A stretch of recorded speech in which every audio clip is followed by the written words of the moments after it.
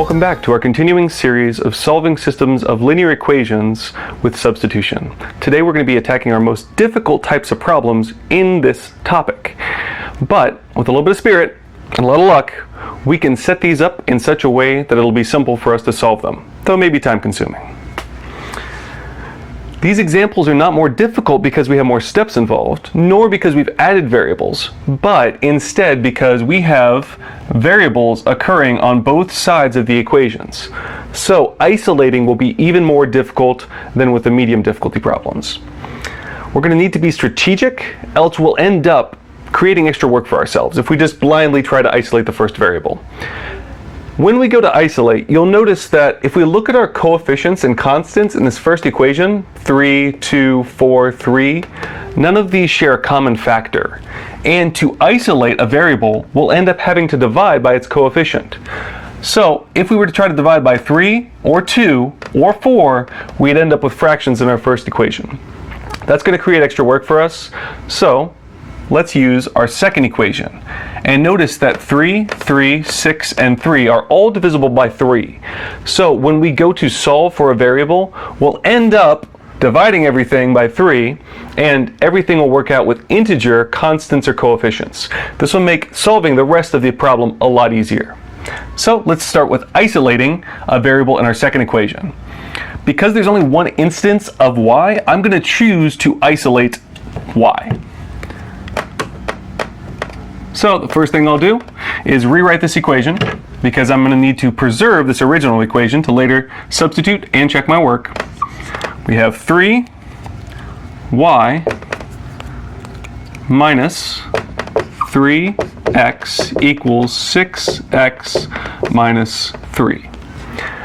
Now at some point I'm going to end up having to do the opposite operation of multiplication because this 3 is multiplying y and divide to get this variable by itself. I could combine terms first, but what I'd like to do is simplify my life. Because this 3 is multiplying y, I'm going to first get rid of that coefficient. The opposite of multiplication is division. So before I do anything else, let's divide everything by 3. 3y divided by 3 will give us what we're looking for, just y. Negative 3x divided by 3 will be just a single negative x. 6x divided by 3 will give us 2x. And negative 3 divided by 3 will give us negative 1. Now, let's move all of our x terms to the right so that we have y isolated. X is being subtracted from y, so let's use the opposite of subtraction. We'll use addition to move that x to the other side. So let's add x to both sides. On the left, we'll be just left with y, which is our goal, which will be equal to, notice I combined these terms since they both involve x and thus are like terms. 2 of something plus 1 of that thing will be 3 of that thing minus 1. So we've successfully isolated y. Now I'm going to clean this up and rewrite this equation below my second equation because I'll be using this isolated variable in our second step. I've cleaned up and I now have a isolated variable, which I'm going to be, my second step, substituting into the other equation. Because we got y isolated from our second equation, we're going to need to substitute into the other, or our first equation in step 2, substitute. So I'm going to rewrite my first equation, but whenever I see y, I'm going to substitute its value. So let's rewrite our first equation. 3x plus 2y equals 4x plus 3. But when I saw that y, I'm substituting its value, 3x minus 1. Now, though this looks complex, we only have one variable in this equation, so we can solve for x now. Let's do that. First, there's parentheses. I can't combine terms inside of it, so I need to distribute this coefficient through each of these terms. We'll be multiplying each term here by 2. I haven't touched this 3x. 2 times 3x will give me 6x. 2 times negative 1 will give me negative 2. And I haven't yet touched the right side. Now on the left, I see two like terms on the same side of an equation, 3x and 6x. Those can be combined. So 3x and 6x make 9x. I haven't touched the rest. While we're moving terms together, I'd like to get all my x's on the left so I can solve for x. This is a positive term and it's being added to 3, so the opposite operation of addition is subtraction. Let's subtract 4x from both sides in order to get all of our x's on the left. 9x's minus 4x's will leave us with 5x's. Haven't touched my negative 2 or my positive 3. Now, this negative 2 is a constant, which I'd like on the right side, so I'll have the value of x as equal to a number at some point. 2 is being subtracted from 5x, so let's use the opposite operation of subtraction. I'll use addition to move that 2 to the right side by adding 2 to both sides of our equation. Then we'll have 5x equals 5. Finally, we're left with just a coefficient in front of x. Coefficients multiply their variables, so I'm going to use the opposite operation of multiplication. I will divide each side by 5 in order to get x by itself.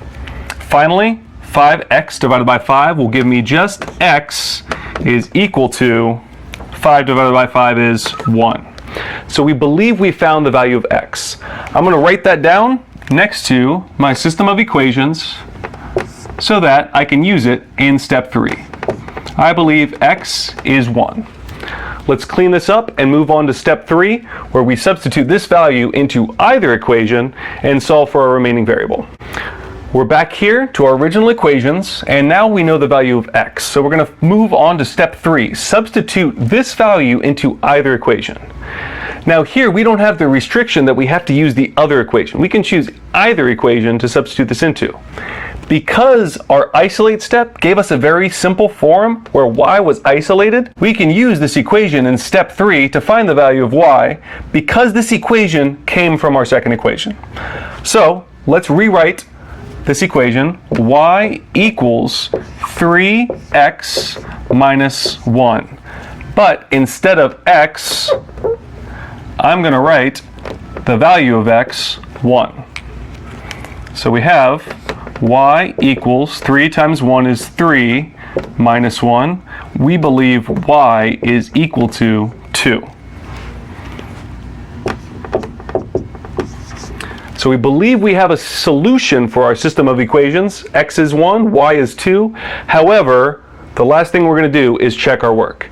I'd like to substitute these values into our original equations and ensure that we've done our work correctly. I've erased the equation that I derived from our first step, I isolate, because if I made an error in rewriting that equation, I could have compounded that error and end up with a false positive when I go to check it. I'd like to substitute these values into my original equations to ensure that everything I've done is correct.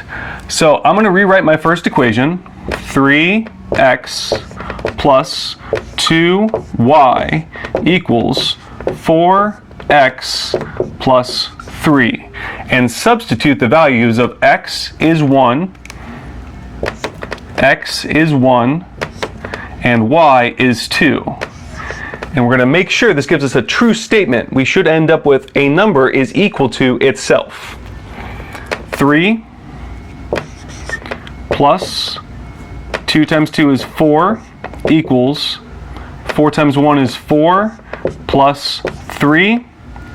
7 is indeed equal to 7. So we know that this works for our first equation.